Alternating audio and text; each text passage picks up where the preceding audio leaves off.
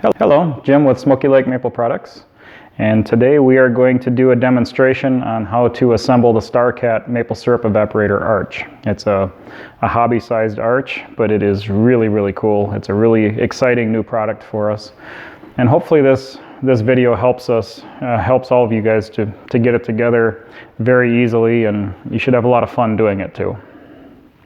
There is the unit. It's sort of a little brother of the Corsair arch, which has been hugely successful for us and for all the maple syrup producers that are using it. It has an airtight door. A lot of people don't put enough emphasis on how important that airtight front and airtight door is. When you don't have an airtight door, when you have a door that just kind of slams shut and doesn't seal, there's no advantage. It's not as if it keeps any of the cold air out. That cold air, if it leaks in, the chimney puts a negative pressure in the evaporator, of course. So if that cold air leaks in through your door or through your front, it just gets pulled across your pan, cools off your pan, hurts the efficiency of the evaporator. So having an airtight front is hugely important. It's can't stress that enough. Cool. So this is what we're building, and the sight glass and thermometer come with it. Not necessarily. The dial thermometer will automatically come with it. The valve is going to automatically come with it. The sight glass is an additional add-on option for you. Also, an additional add-on option is a divided continuous flow pan.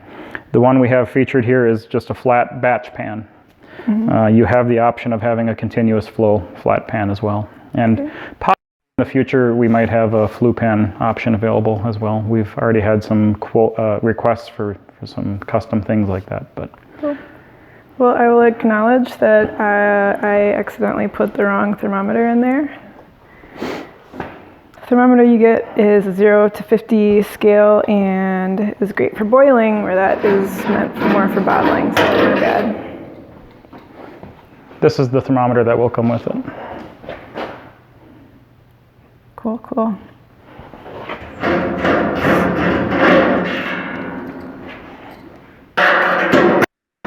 Alright, so looks like you've got all the parts out here waiting to be assembled. The StarCat generally comes shipped in 4-ish boxes. We've got 2 boxes for the arch, 1 box for the pan, and if you get bricks, that's in another box. Correct. So depending on the options that you choose, you might get up to 5 boxes even, but the StarCat evaporator arch, like Angela said, will come in 2 boxes, and the pan will come in a separate box for sure.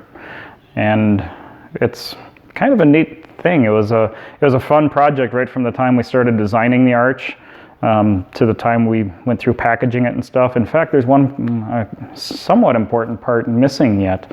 The logo for the door. Like the Corsair has its emblem right there. The StarCat too will have an emblem. In fact, for now there's going to be 2 open holes. So anyone that gets a StarCat arch, whether it be now or later, you'll eventually have that emblem. That's very important to us. It really finishes it off. We put a lot of thought into the artwork that goes on those emblems, so that will be there. But this evaporator became available at the very end of January. We finally had our prototypes that we tested. So they're in mass production now. We're sending out 2 or 3 every day now. So we wanted to get them available to you because it is such a vital tool for the small maple syrup producer, hobby level maple syrup producer. So the emblem will come later. Crucially, let's get this evaporator in your hands so you can start having fun with it. All right, let's build this thing. What kind of tools do you need? Yeah, so not much for tools. The evaporator arch is laser cut and formed with extreme precision. You're going to really be impressed when you put this thing together. We utilize some 1/4-inch square holes so that we can use carriage bolts. So these are the tools you'll need. 7/16 wrench is going to be your primary tool. I like having the ratchet style on one end. That's pretty handy for a lot of what we're doing. Then a 1/2 inch box end wrench, and you'll have a little bit of use for a crescent wrench too. I also have a nut driver in here, a 7/16 nut driver. That is definitely not necessary, but there are times where I can get things done a little bit quicker with this, but this definitely doesn't need to be there at all. Right, so, optional, and a mallet. Yeah, but the mallet, that will be pretty handy for you. You could get by, if you have tough hands, you could get by without this because there's a couple parts that just need to be pressed together, and they really tap together pretty quickly with a mallet. All right, cool. So we got our tools, and we've got all of our parts unpackaged. Where do we start? So the evaporator arch is going to come to you, just so everyone knows, the arch is the firebox. The arch is going to come to you in parts unpainted. The paint is supplied. It's going to be sent along with the arch. It is a very high quality, fast coverage, high temperature paint. You'll have enough for the entire project. That's going to be supplied with it. The most obvious reason that it's not coming to you painted is because in transit the parts may get scratched. So there's a couple different ways you can go about this. I choose to paint the arch parts ahead of time. I choose to paint them all before I assemble. By far the most easiest method would be to assemble everything and then paint it at the end. That would be the easiest thing for you to do, and it would use the least amount of paint as well. The paint I supplied will be enough no matter what, pretty much no matter what. Did you have to worry about the slide, the damper sticking if you... A little bit. So when you do paint things ahead of time, there's a few areas that I purposely don't paint. For one thing, on the inside of the firebox, on the inside of the arch, I don't apply any paint at all because it's not necessary at all. There's no point in doing it. But yes, there's some parts, the way this works, and I'm going to remove this pan for a moment so you can see how this damper works. Mm-hmm. This one does not have its fire brick in yet. So you see, this is the damper.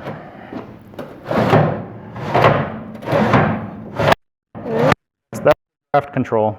So look from the outside. That's how you turn the draft on and off or adjust it, depending on how much combustion air you want going into the evaporator.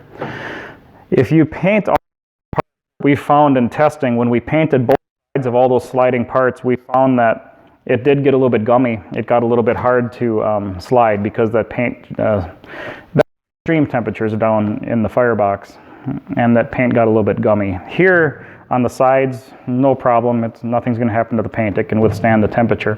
But here we had a little. I don't overpaint anything on those sliding parts. No super thick coats, just a nice even. At most on those parts, yeah. Mm-hmm. All right. Good. How about the stack pipe that comes with it? Do you have to paint that? Well, no, it comes painted. It's going to be black. Just touch-ups. If it's a little bit scratched or something and you're worried about it, then yeah, go ahead and paint it, but not really necessary.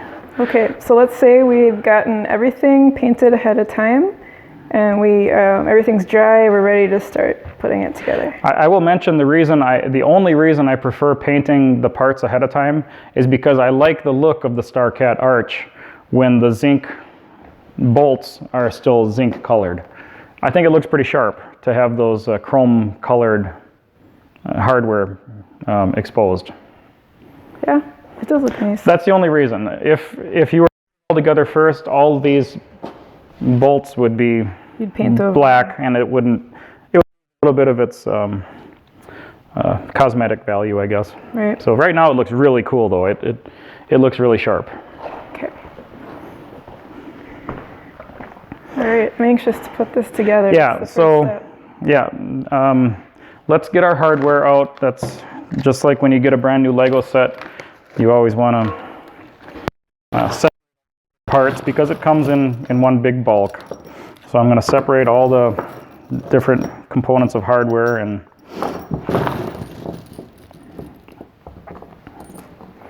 Note that there's going to be two stainless steel, very thin stainless steel washers. Those are going to have a special purpose later on. They're different. And those are the only things that might get mistaken for some of your other washers. So 2 medium ones, 4 huge ones, and a ton of small ones. And then there's 3 5/16 bolts.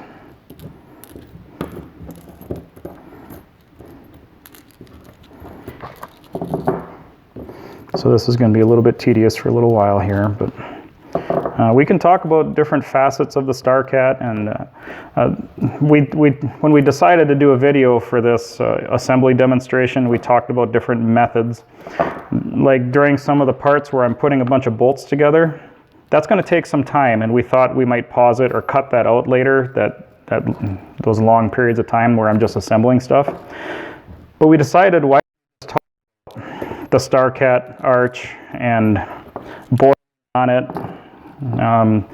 I think we could get a lot of valuable information to a hobby maple syrup producer that has never made syrup before and is brand new to the StarCat.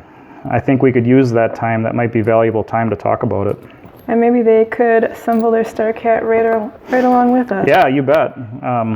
This is like the 10th one I've done now, so let's race. Let's see. Yeah, you're right. You could do this. You could pause, and maybe you are faster than me. I don't doubt that. But yeah, it's not a bad idea. You can assemble your arch right along with me here. So, I meant to ask earlier, going back to the painting. Yeah. Did you have to wipe down the metal or prep the metal in any way? Yeah, that's a very good point. We purposely do not remove any of the oil off of the panels. All of these are going to come to you just as raw metal. They're going to have a very light coat of oil. It's not like it's going to be dripping with oil. It's not going to be very inconvenient, but it's going to have a very thin coat of oil, and that's purposely left on there because if it got exposed to any moisture in shipment or whatever, it's not as if it just protects it from rusting. And even if it did have some surface rust on it, that's not a big deal. That's the paint that we're using is meant to cover light, a very light film of rust. But it shouldn't be rusty. When you get it, it should have that thin coat of oil on it. So best is to use a handful of paper towels and wipe it all off. Don't feel like you have to use solvents and things like that. That's not necessary to use solvents to get that oil off, because our high quality paint that we're using is oil based.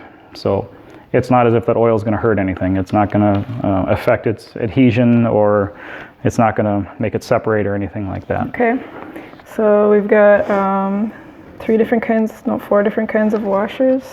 Yeah, so the bolts, we have these big bolts. They're going to hold the door and the insulation in the door. These are going to be for the latch and for the hinge of the door. And then we have some 1/2 inch long carriage bolts and some 3/4 inch carriage bolts.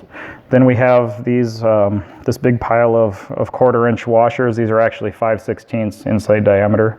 So we're going to use these on our 1/4 inch bolts and our 5/16 bolts. Okay.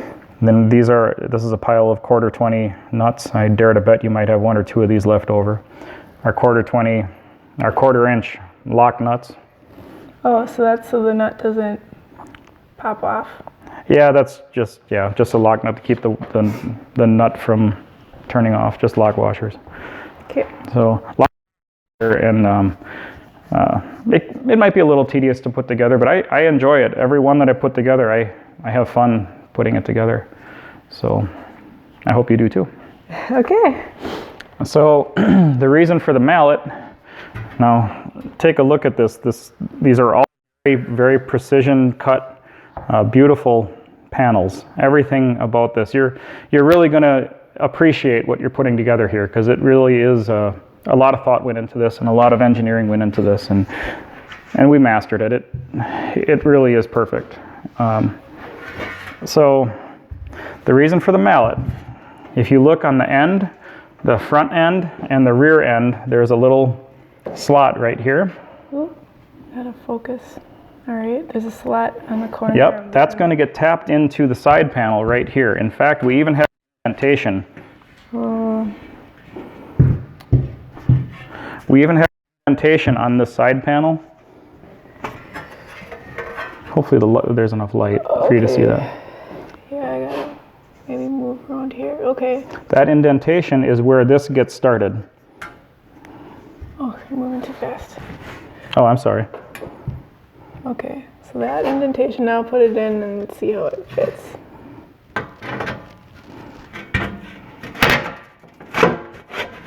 So you see, it is just about there for us. I got it in by hand almost all the way, but not. So that's where I'm going to use my mallet. Just pound it in until it's all the way in. Okay, and then I look and make sure my square holes are lined up for our carriage bolts. And then this is where I'm using 1/2-inch carriage bolts. And they fit perfectly.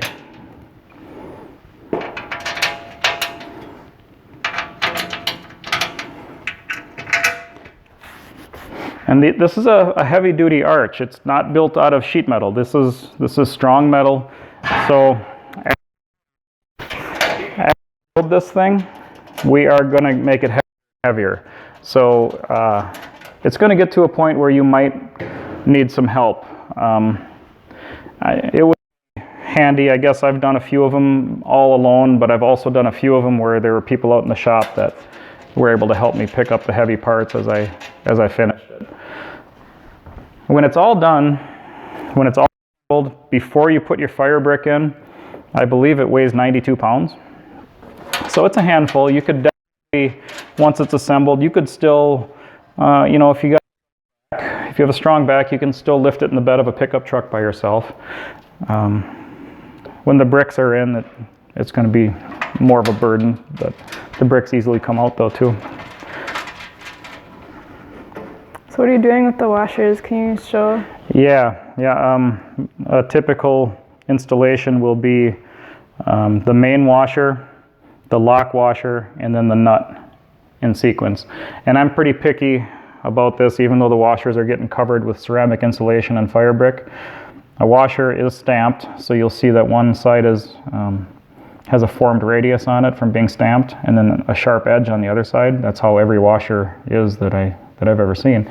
I always put that sharp edge against the metal. It just makes it look a little bit better for whatever it matters. Like I said, you're only going to see it for a little while, but that attention to detail is what brought you such a great product here too. So the neat thing about the carriage bolts is they look really good, and also you don't have to use a wrench on the back side to keep the bolt from turning. And we'll definitely have an opportunity to show how the hardware is going together later on when I flip it around. We're going to be at this for a little while here, and there's a lot of hardware to put in.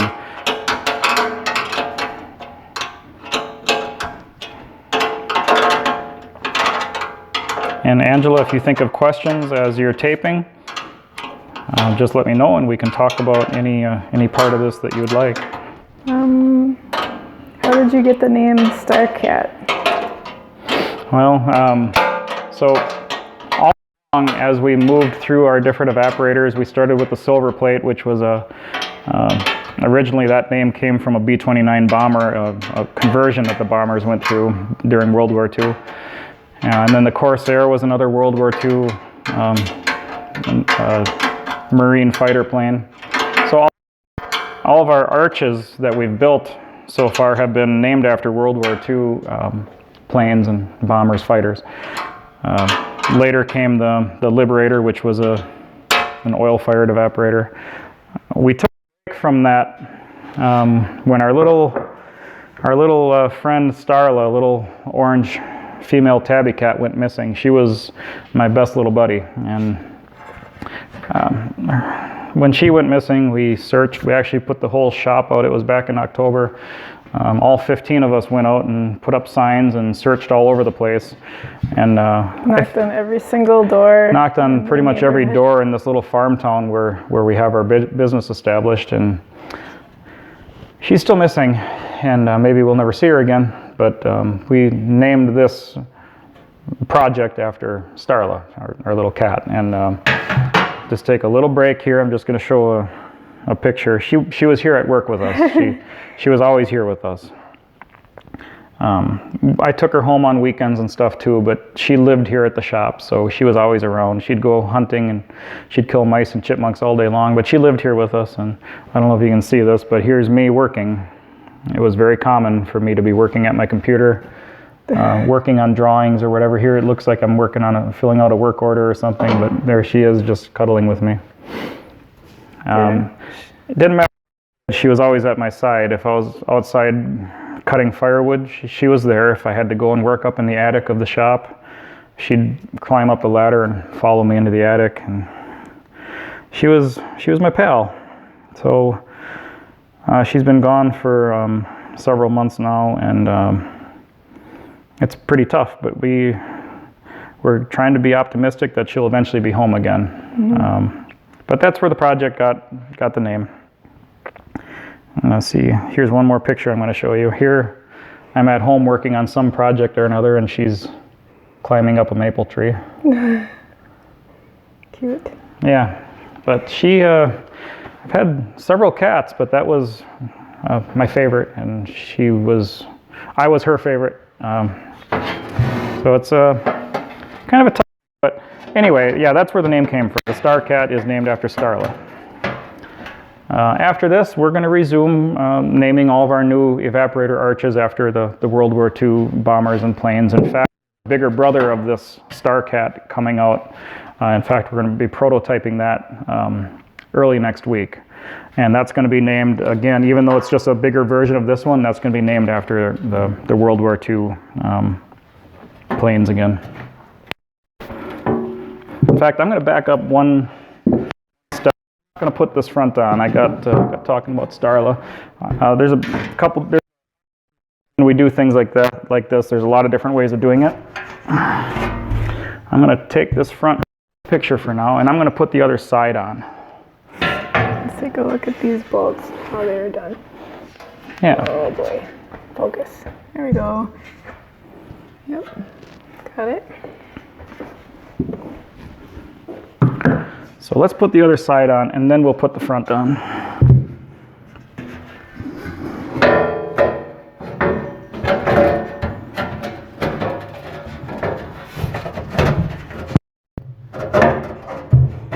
And here again, we're going to tap that into place. And that works really, really well to get that positioned. So we're just trying to line the holes up. Yep, we're not hitting it very hard to get this to line up. Just need those square holes to be perfectly in line. And if you look at the construction on how we built this, see there's a formed lip around the edge here. This is pretty heavy metal to begin with. But we go through the effort of forming this lip around here. And then on the front and back, there's also a formed lip.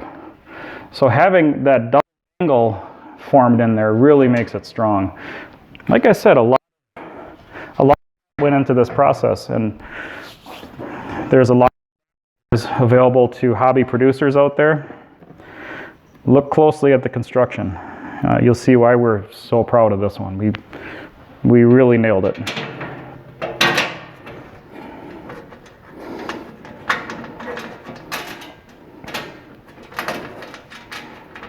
So tell me about your tests that you did on this evaporator. Like, wasn't it the day it was -16 outside? Yeah, it was a crazy cold day. There's a video, if you guys wanted to see that, there's a video when we did some early testing on this thing. It was the last day in January, and we set it up outside, and we tested it. We ran it for a few hours. Mainly, that was the first time we fired it. More than anything, I wanted to make sure that it was able to withstand the heat from in the firebox. I wanted to make sure that nothing would warp or buckle or anything like that. I just wanted to make sure it was able to withstand the heat, and of course it did. That was no problem. But the second half of the test, I started watching evaporation rate on it, and we got it up to 8 gallons an hour, which is amazing. Yeah, tiny pan like this. Yeah, and it's a fun little evaporator to run too. There's no real stress to it. You know, that's what it's meant for. It's meant to have fun. It's a hobby evaporator. But for anyone that dabbled into this hobby with a turkey fryer or, you know, any kind of a propane thing or even a backyard built fire pit thing, man, this takes it to the next level. It makes it so much fun.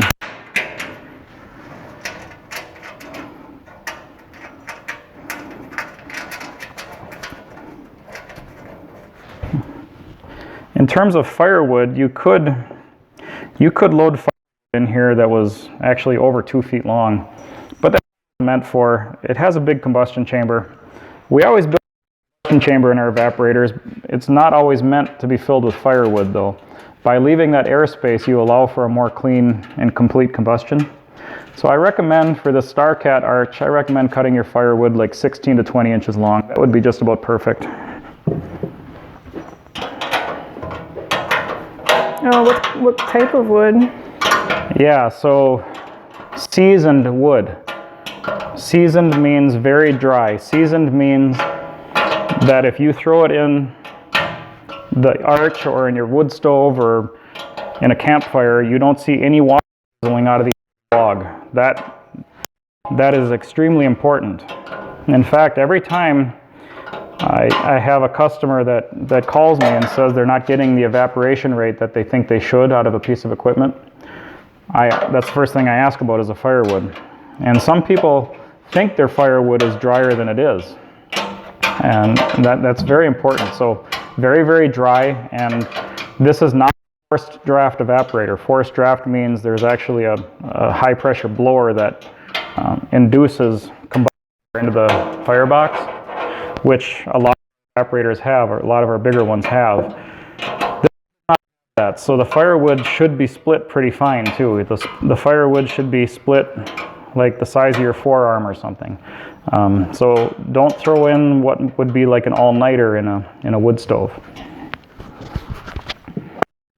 Yeah, we just had a customer call this past, and he's like, I didn't believe you at all when you said I needed to cut my wood finer. I didn't think it'd have any difference. And yeah. But he did it, and he went from 20 gallons an hour to like 43. Mid 40s, yeah. Yeah.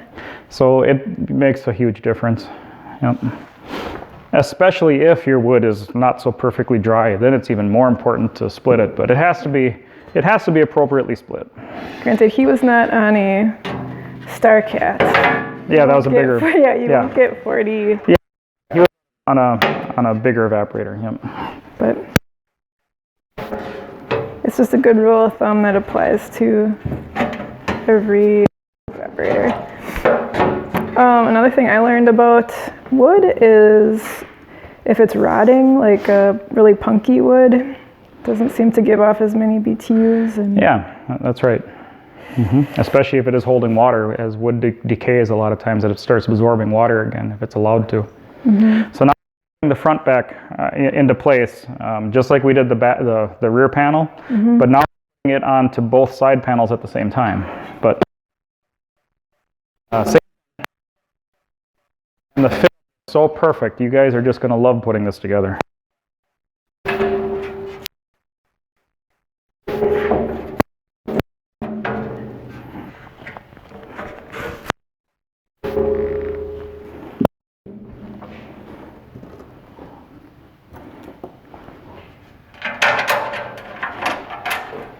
So just like it's just the same as the other side. Same thing, yep. This is the 1/2-inch bolt.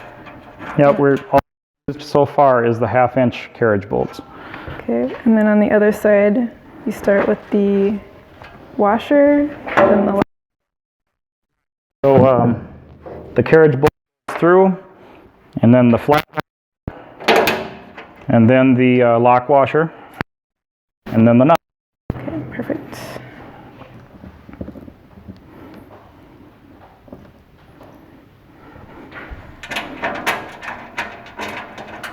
So I'm getting on each side just to hold everything in place for me.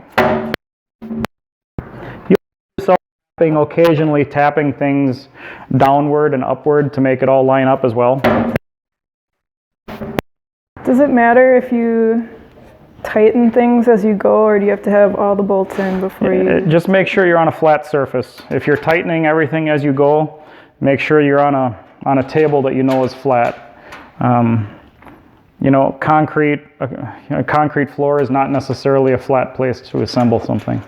So if you're on something that if you're working on a table that you can't trust to be totally flat, then you'll want to leave the hardware loose until the very end, and then set it somewhere flat, or set it where you're going to be using it, and then tighten everything all at once. Mm-hmm.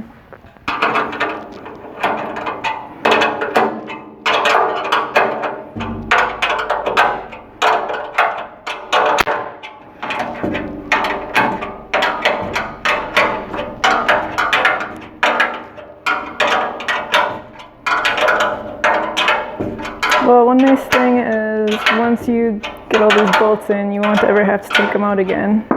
Yeah, I no imagine this reason will to. be relatively easy to store for the off season.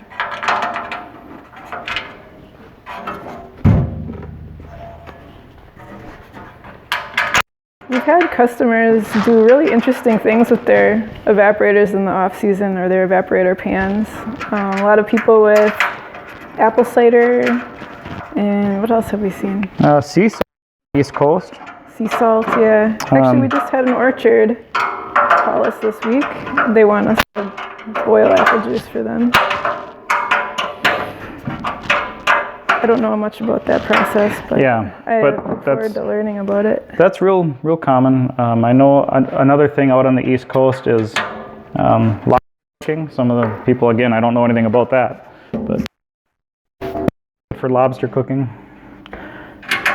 We've made huge batches of noodles for our guys at in the shop. Yes, we made noodles. We've made huge batches of noodles in some of our small evaporator pans. And then we realized, oh, we don't have a strainer. Yeah.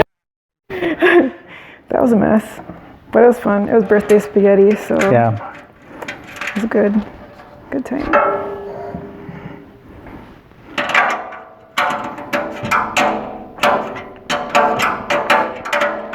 So, and on the East Coast is the 27th of February, 28th of February. It's 11th of February today as we put the StarCat together, and we've been customers on the East Coast, and especially the southern states, like the southern states in Kentucky, in Missouri, they tapped their trees already like early January. So we've been watching our friends and family in the maple syrup for like 2 months already, and it's still freezing cold here. It's so cold.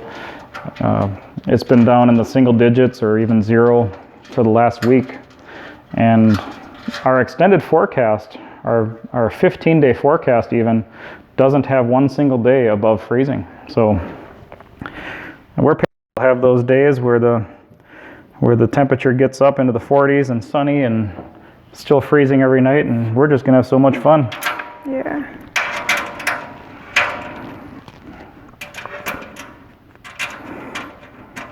And a real is to be able to reach anyone with this. You don't have to be our neighbor. You don't even have to be from Wisconsin to get your hands on a StarCat. Its design allows us to ship it anywhere in the world, very cost effectively. So the at $999 to your door for the flat pan StarCat evaporator, and boy, that sure is the game for a lot of people who on equipment that wasn't functioning well, or they were still turkey fryer.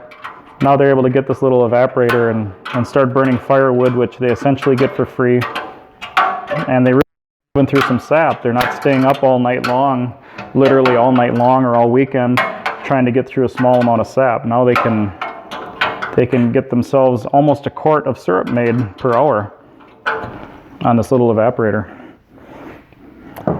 I could see this evaporator being used for mobile sugar house events.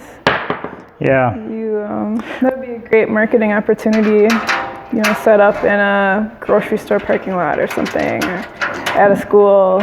Yeah, you can actually boil. To show how syrup is made. In fact, we've already sold this little evaporator to a couple of schools, and to see a small scale maple syrup program getting started like that, it's really exciting. Yeah. And we, Angela and I, will be bringing StarCat to a couple of different events coming in the end of March and April.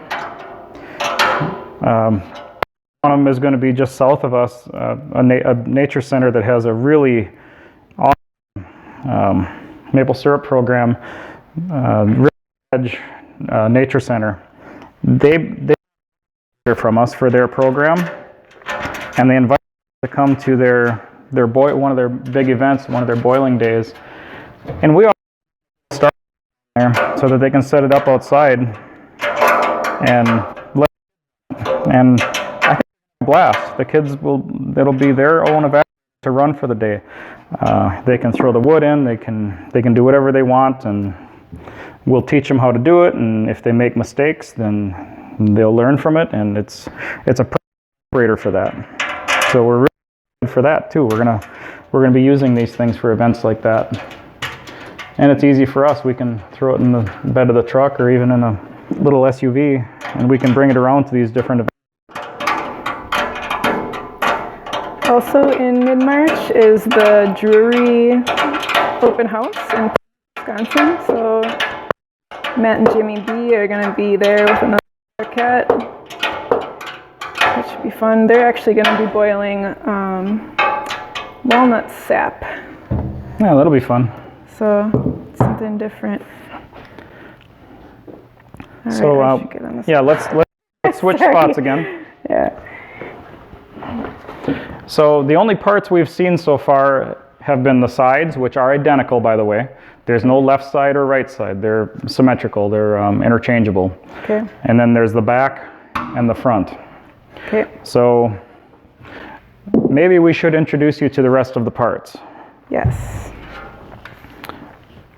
We have the base, which is all two symmetrical parts.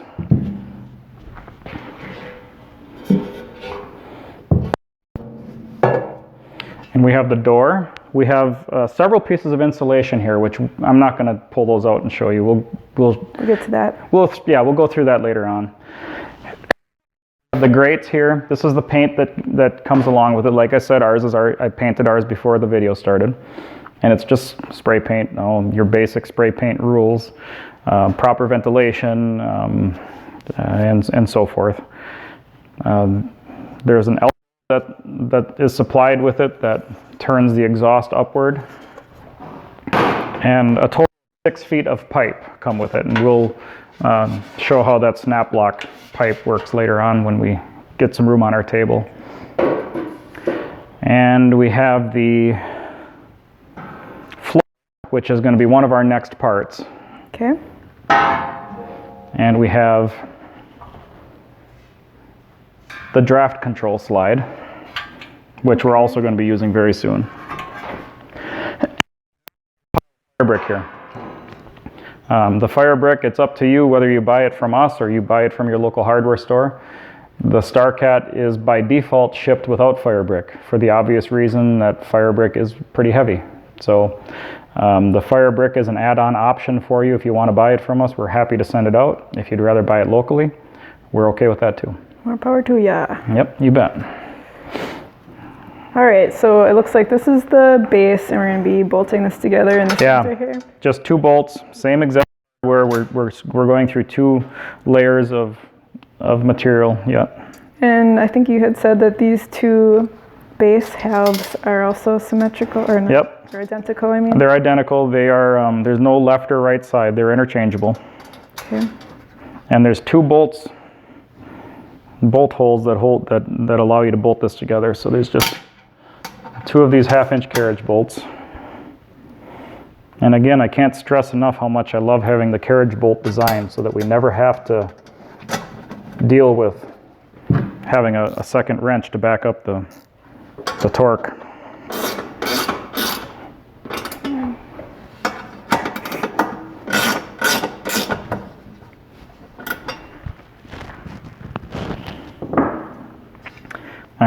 then now is where we have to start paying a little bit closer attention.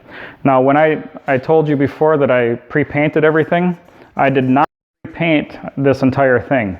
I painted the ends of the damper control, which are going to be exposed and you're going to be able to see, but I did not paint the whole length. For one thing, that'd be a waste of paint, and second of all, I don't even want paint here. I want this slide to be able to easily move later on. Okay. So now we have to start paying attention. There is a front and rear on this. The air enters the evaporator toward the front, so that's where these draft control holes are located. And this is a slide. This is going to be able to slide later on. So I'm going to set that right here. Okay. And now I'm going to pick up this assembly here. Okay, so this lip is down. Yeah. You can see that. Yep. And now is when we have to pay attention. The front is where the loading door is. This is the front right here. That needs to be on the same end as all these holes. Okay. So I'm going to pick this up and set that on there.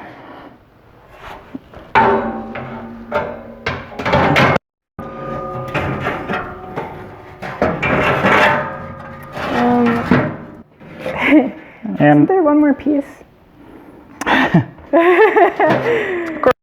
Yeah, I shouldn't have waited so long to say something. You passed the test. Yes, the floor will get set in place.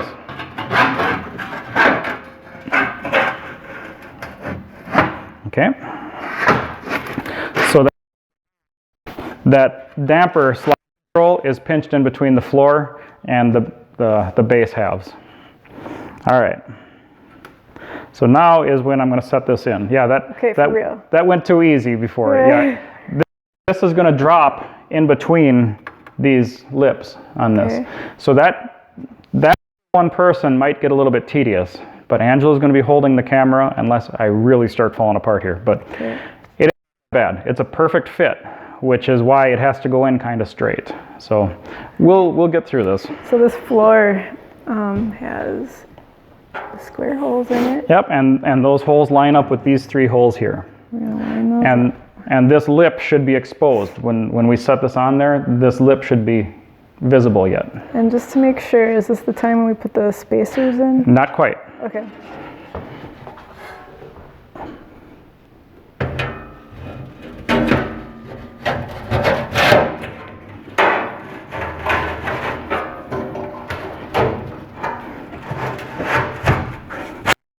There it is. So not bad.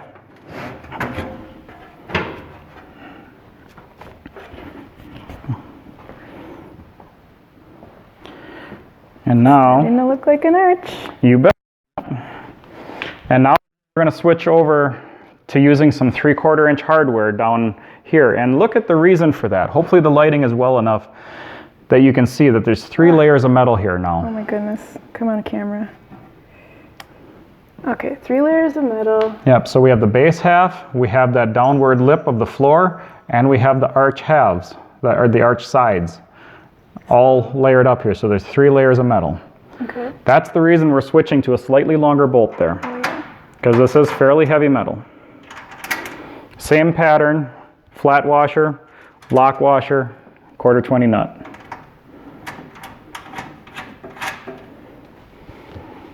And I'm just going to get these 4 bolts started on the end here.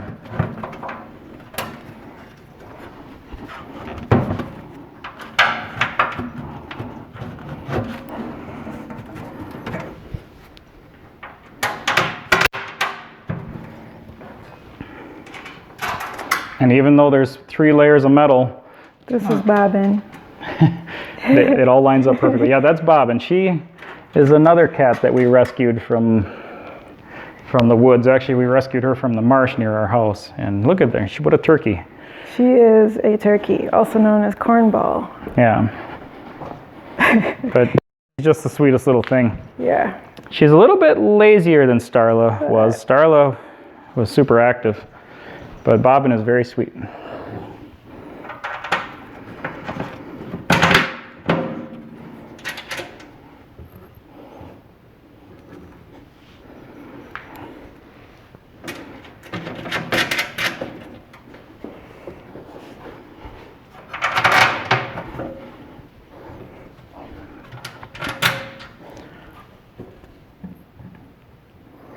So I have these 4 bolts in the corners, just started. They're not at all tight.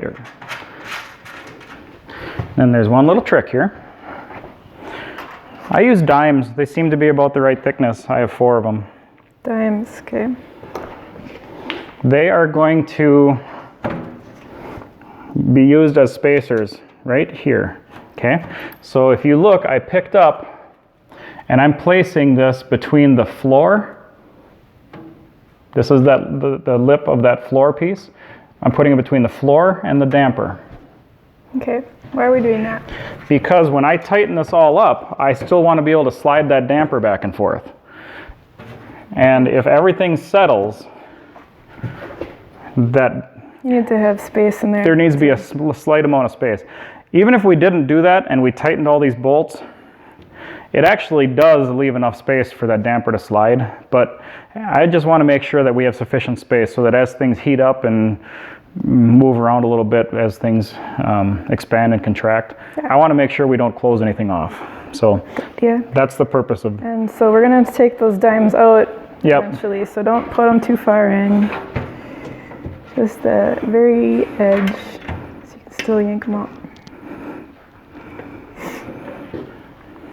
And dimes about right. I wouldn't want anything thicker than that because sometimes we have a little bit to get those dimes out, but it seems to be just about right. And then I'm going to get all my hardware started.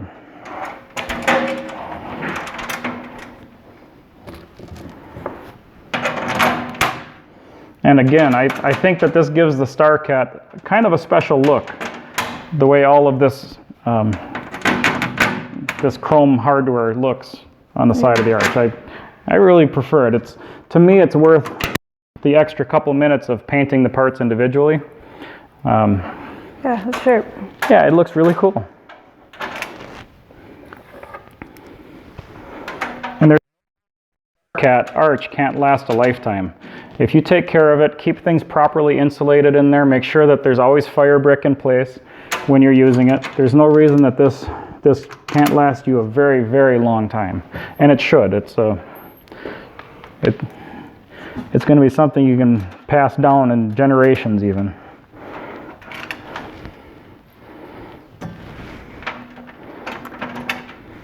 Man, it would have been nice if we could have started out at something like this. It sure would have been. You know, we didn't have anyone around us. We didn't have any neighbors that made syrup. It was way back when. It was just sort of an idea we had, and we ran with it. And we learned real quick, though, because we grew real quick. We started off years ago making syrup over a campfire from 24 taps up in Iron River, Michigan, right across the road from Smoky Lake, right on the border. So we started off on the campfire with 24 taps one year, and then the following year we did 85 taps, and by then we had our first evaporator built, a real wood-fired evaporator with a flat pan, and that was way better. And then the following year we had 350 taps, and we had a 3-foot by 8-foot drop flue evaporator that we built, and that was our first flue pan type evaporator that we ever built. And by then, the business was starting to take a turn towards us making equipment versus, syrup sales. But year we were up to about 800 taps, and we were still running that 3x8 drop flue evaporator. And by then, we had outgrown it. And about that time, the business of building and supplying equipment and supplies all over the country, that pretty much took over. And we never got any bigger than that 800 taps.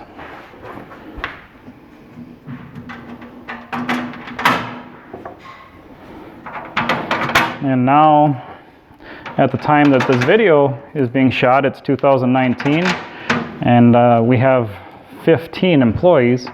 There's 15 of us working steadily at this, and we're growing. It's a lot of work, but it's a lot of fun work. Yeah, we made a lot of improvements over the summer too, and we're already talking about things we're gonna work on next summer. Yeah, that's how it always is. It's the phone rings. It seems like a couple minutes this time of the year, and we have we have 5 people just answering phones. But yeah, during the summertime, that's when we put a lot of different things into place. We come up with new inventions and new products. We come up with different systems to make things more efficient and better for the producers and for ourselves.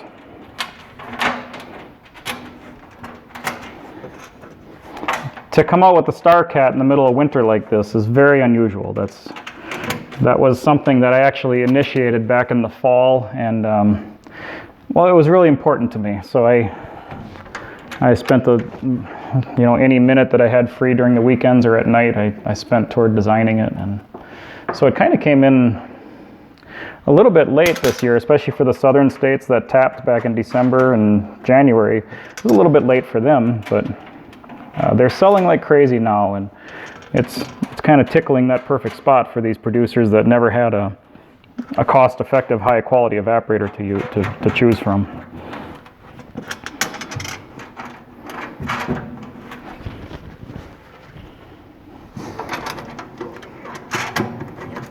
So we had someone, I don't want to get ahead of you, so tell me if I should wait, but we had someone on YouTube ask how you would clean out your evaporator, like all the ash and stuff.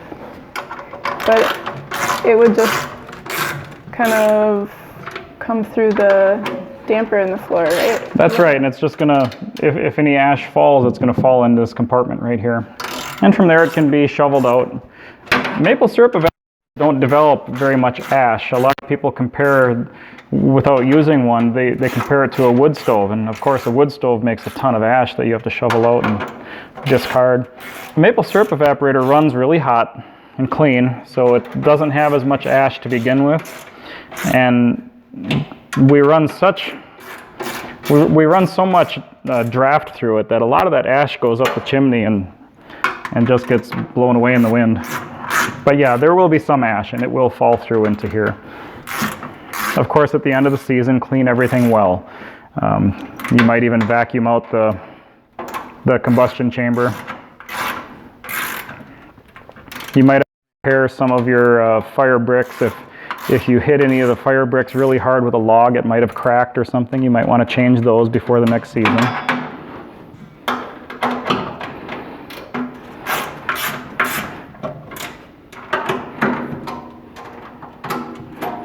Robin is really interested in what you're doing. Yeah, she's not getting as much attention as she would like. And it's like 9 o'clock right now or so, and by now she's normally getting a treat.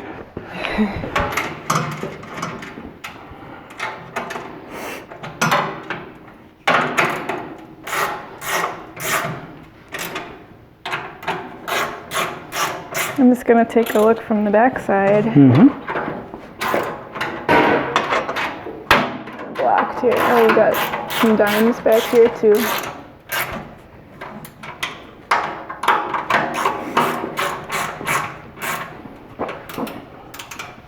Okay, now all 18 of those 3/4 inch bolts on the side are in. That leaves us with 6 bolts to put in, and these will be 1/2 inch again. We're only going through 2 layers. These will be 1/2 inch bolts in the front and back.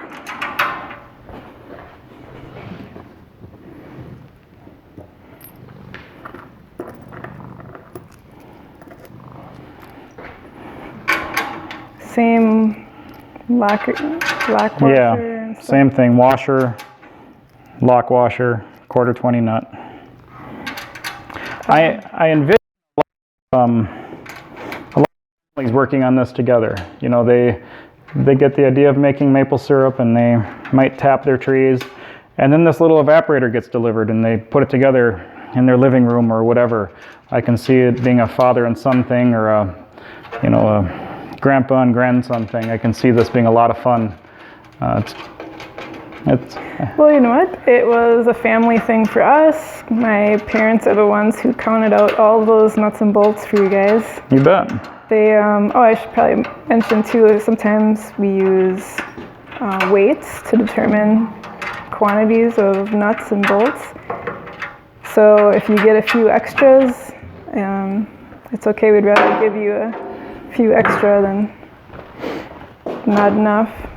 But yeah, there's actually people sitting and picking out all these tiny little parts for you guys. Good old mom and dad. They're awesome. They came to the shop today and helped for a while and put accessory kits together for various things, so we're pretty lucky. Jim's parents do a lot of work for us too. His dad runs a lot of errands for us. And they do some deliveries throughout Wisconsin and Minnesota at least. They don't go too far. Of course, this equipment goes all over the country, but my dad's good for delivering the ones that are within a few states of here. Yeah, he's awesome. They were instrumental in getting the business started. So many things were.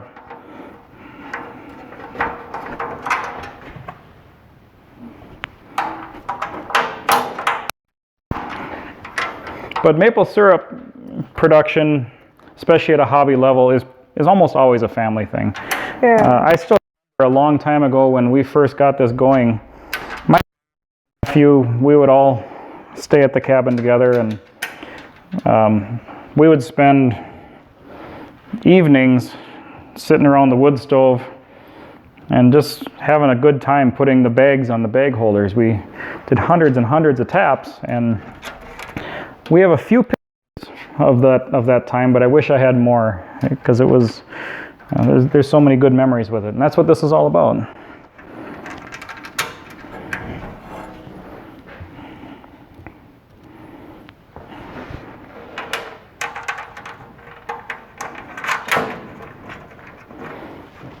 Are there any safety things you want to talk about running the evaporator while we're finishing up these last bolts here? Yeah, there are.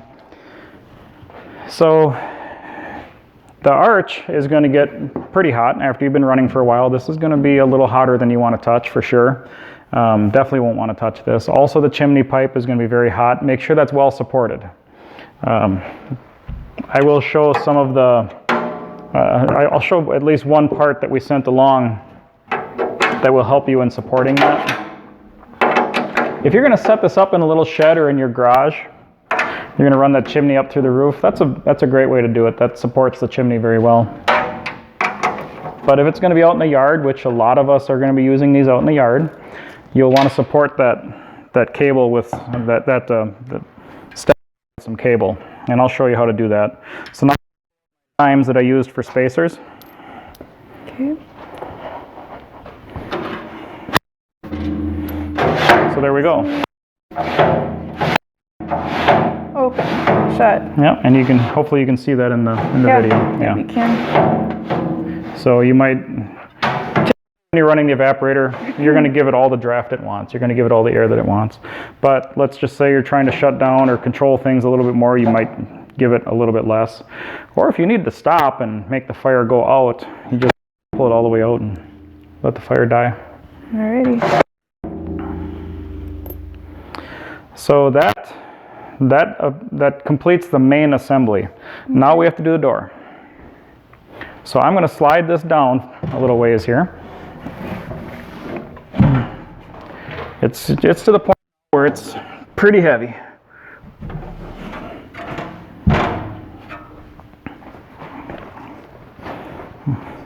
So we have the latch handle and the door. Now we're going to pop 2 washers right over the top of that hole. That's the hole that we put the pivot bolt in for the latch. So I'm going to pile those up right there. That's going to be just a spacer. I'm going to take one of our 5/16 bolts, put one washer over it. I'm going to slide the latch in through the retainer. Are those washers bigger than the ones we used before? Nope, same exact thing. Okay. Same exact washers we've been using, took them from the same pile here. Okay. I'm going to drop that bolt in. From the back side, I'm going to put one more washer on, and then a lock nut. That's actually a Teflon lock nut. And you were saying that there is a front and back of the nut. Yeah, you'll only get it on one way. Okay.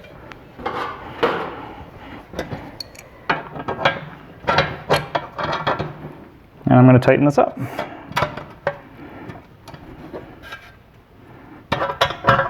And I'm going to go so it's kind of firm, not tight. You're going to want to be able to pick the handle. Mm-hmm. But I'd like it to be pretty firm because I like it to have a firm quality feel to it. The only thing that could go here is, and I did it, that you can put the handle on upside down.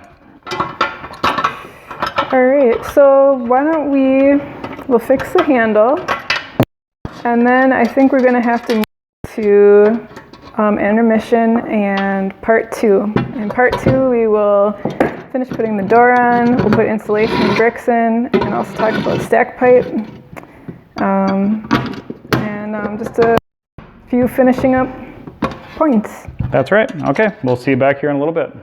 All right. Okay, the latch handle is assembled correctly on the door, and now let's insulate the door and get it installed.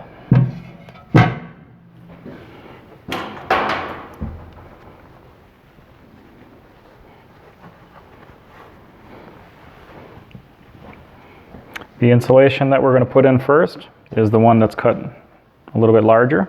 Okay. And it's cut big. It's meant to be packed into place.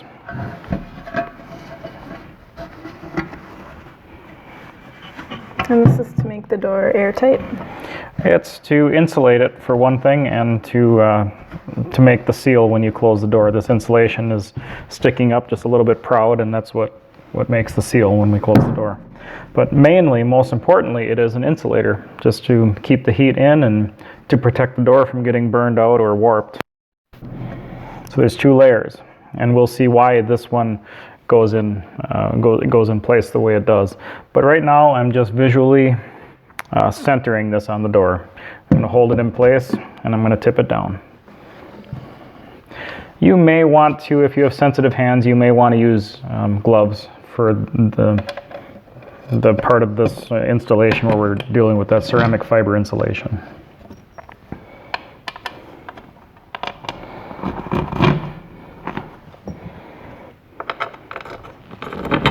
And I'm just putting these bolts through. I'm punching them right through that ceramic fiber insulation.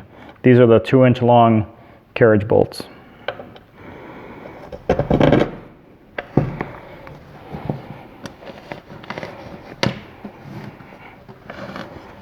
Just making sure they're pressed all the way through. And we're going to have a little bit of a mess with ceramic fiber from this part of the installation.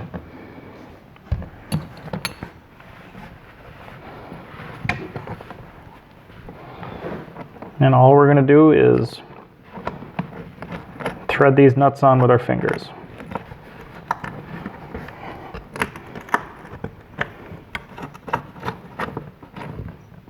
Like so.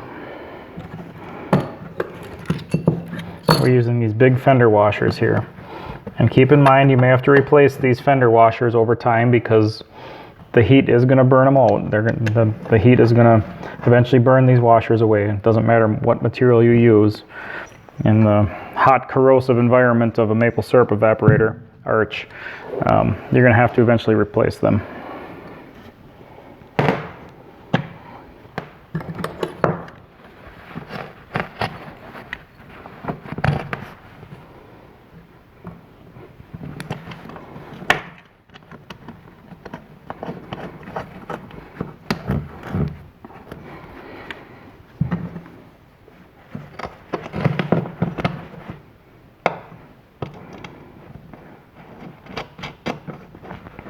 Okay, the door is insulated. Now I'm going to come around the front and we will install the door. Okay, awesome. Here's where it's going to go.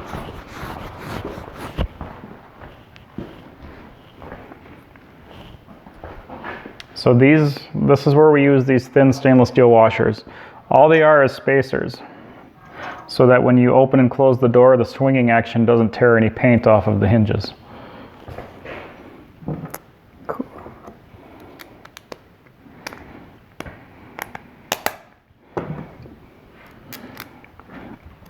And I've prepared the 2 remaining 5/16 bolts with washers, and I'm putting them in the door like so. Oops.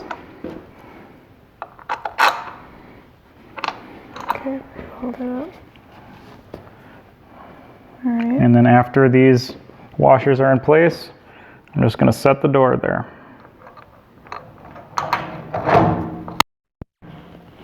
Perfect.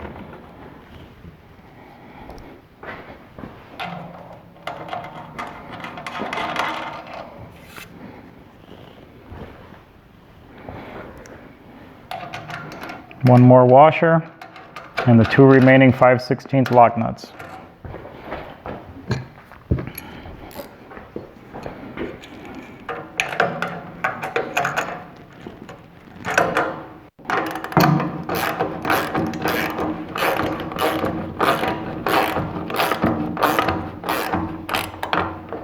Now here again, we're gonna tighten these just so they're firm. We don't want to have the door jammed. We just want it to be just slightly firm.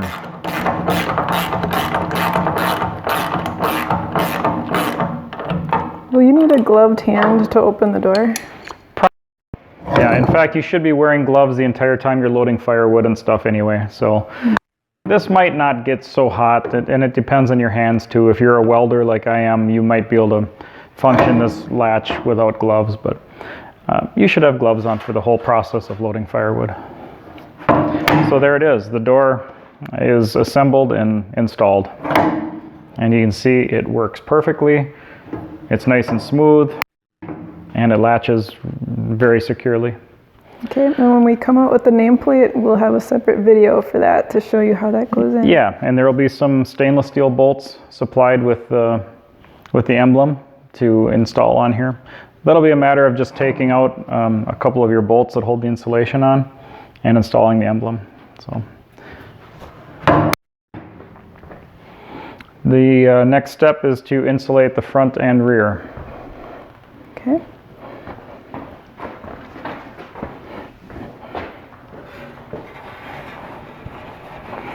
It's cut. If you feel absolutely need to, you can feel free to cut some of this insulation, but I like it to fit in pretty tight. I like it to really pack in place. The most common question I get about this ceramic blanket is how does it stand up? And it's a lot more rigid than you think. Yeah. It's not like a blanket that you put on your bed. The question is, how does it stand up, as in how do you install it? What holds it in place? Yeah. It just, pack it in. no matter what the evaporator is, if it's going on a vertical wall, we generally just cut it a little on the big side. And then when it goes, it's just packed nice and tight. And in other applications, and a bigger evaporator, some fire brick might help hold it up too on a big vertical wall. But that is it. So we just packed it all in place, and I'm going to do the same thing on the front now. It's up to you if you want to switch sides, otherwise yeah.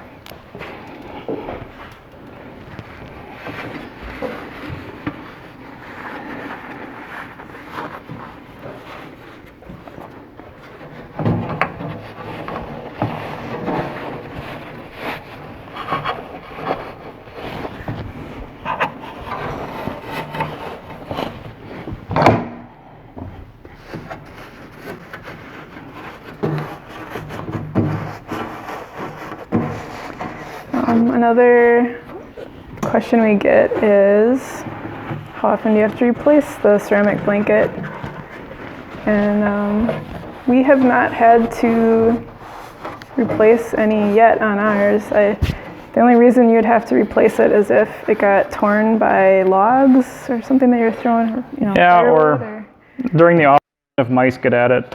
Yeah. Mice can do a lot of damage to your ceramic fiber insulation. I can't imagine how they can stand chewing on this stuff because it's pretty abrasive. It can irritate your skin. So yeah, but I've heard of several cases though where mice damaged the ceramic fiber insulation and it had to be replaced or repaired.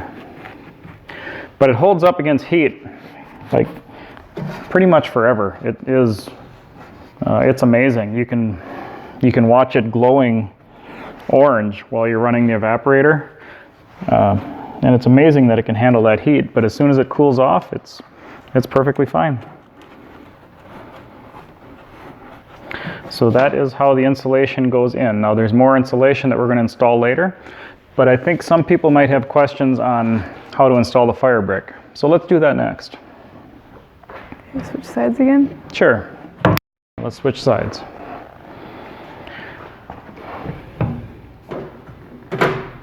So hopefully you're able to see everything that's going on. Maybe we can do it through the loading door or from overhead. If you feel like it's necessary, Ange, we can put the StarCat Arch on the ground too. Oh, this is fine. So let's put the grates in.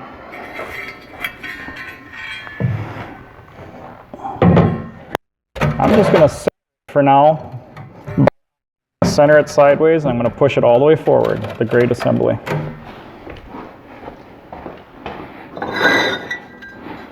And then 2 fire bricks are going to go behind it.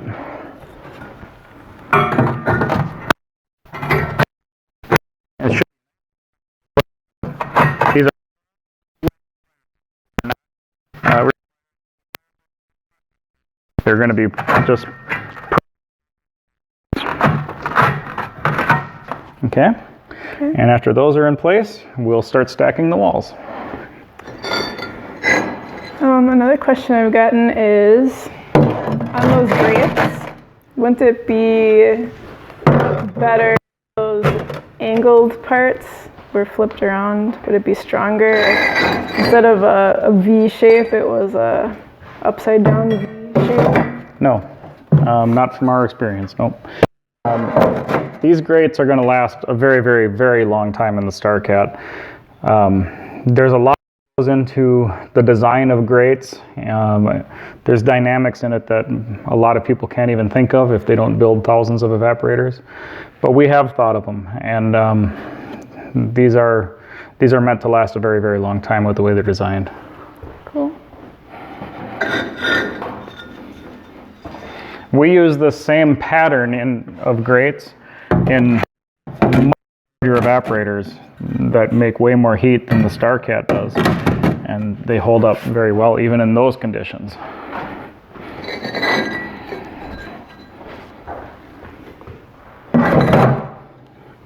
I've heard some people fill those with sand to add life. Not a bad idea. Yeah, by filling the grates with sand, that can insulate and isolate the steel from the corrosion and heat of the fire. Not a bad idea at all. So all fire bricks are full size, they're cut. And what is full size?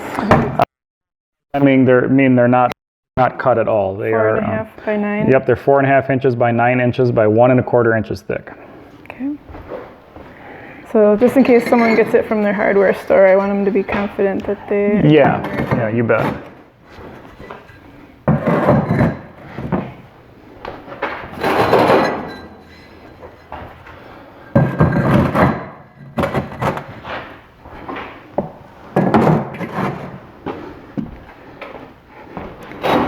And do you want to talk about why the bricks don't go all the way to the top?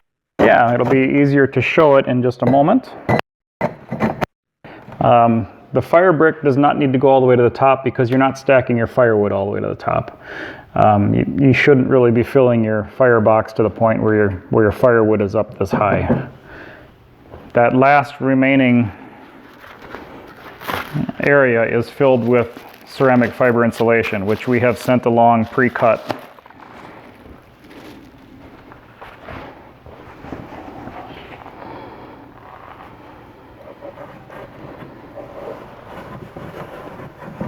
Again, it's cut a little bit oversized, which is good.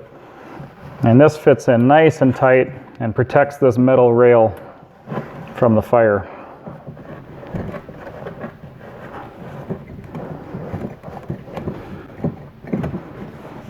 Yeah, I suppose metal can flex if it gets too hot.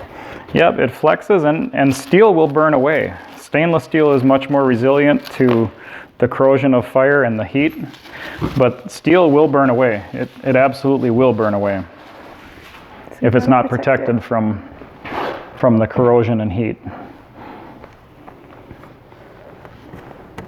And ceramic fiber insulation is great for that. It's a wonderful material to protect the metal.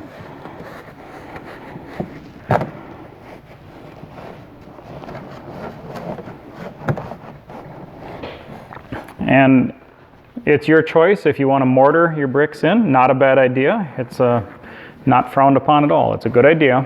But the StarCat Arch has slightly tapered sides to allow you to run your evaporator without mortaring the bricks in. The tapered sides are just to help hold the bricks in place. That's the whole point of that tapered design. So they're leaning back a little bit. Yeah. So we're not quite done. Now all the bricks are in place and they're nice and tight in here. And now the evaporator is quite heavy. Now you really should have two people to even try lifting it. It is quite heavy. The last remaining thing that you'll have to do is fill these small voids in the back where the fire brick is stacked. There's about a 1/2 inch to 3/4 inch void space right here. We have to protect that metal from the heat. And supplied with your StarCat evaporator was just a small strip of extra ceramic fiber insulation. So I'm just going to tear that pretty much in half. And I'm going to pack it in place. I might even separate it. You see this material separates like so. And that's what I'm going to do. I'm going to start with a little bit smaller sliver. And that's about all we're going to have to put in there.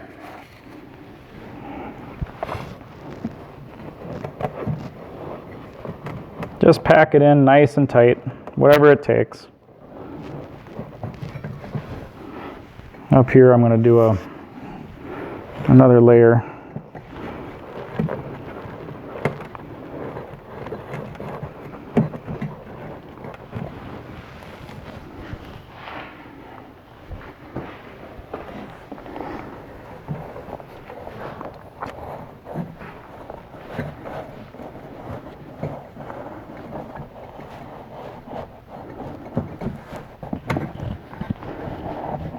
And that's it. It is now protected. And it's all ready for fire. Cool.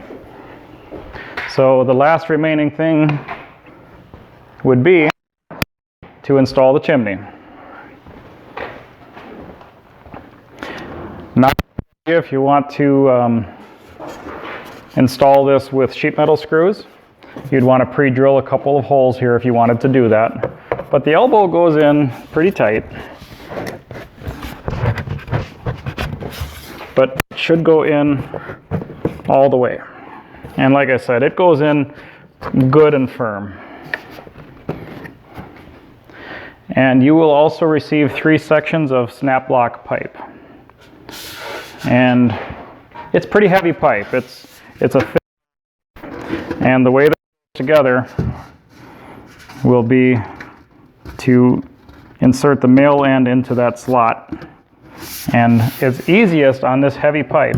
So here's your extra hardware. This is extra hardware that was sent in this particular hardware kit. Just throw that in your miscellaneous hardware selection. So I'm going to put this down on the table and wrestle this in place.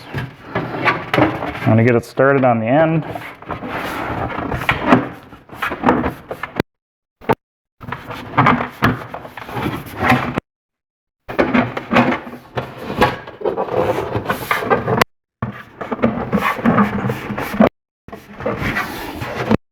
Like so. I'm sure it's harder to put it together when you know people are watching you, right? It's not that bit. And this where a single wire pipe is applied. So after you get it together, you might just have to, smush it around and make it round again. But after that, you just go ahead and install it into that elbow. So the tapered end goes in, it's not... That is correct. Cool, and can I insulate this pipe so people can touch it? You should not insulate it. By insulating it, you're going to trap the heat from the arch against this pipe, and it's not meant to handle that heat. It's not meant to handle that trapped heat. So the outer wall should be exposed to your atmosphere, Ambient just to keep it from overheating. Okay. So you'll want to use, we're going to send 3 pieces of this stack pipe, 2-foot sections with your StarCat Arch evaporator. And you're going to want to use it all. It's important because that's what gives you the pneumatic draw. The more pipe you have, the more combustion air you have entering the StarCat Arch. So it's important to use all of this pipe. If you're running your evaporator and things aren't getting as hot as you would like, you can even add more pipe. You can add more sections of stove pipe to it if you feel like that would be helpful. Okay. Lastly, we have sent a guy support. This is just to run guy wires down to the ground. This can be bolted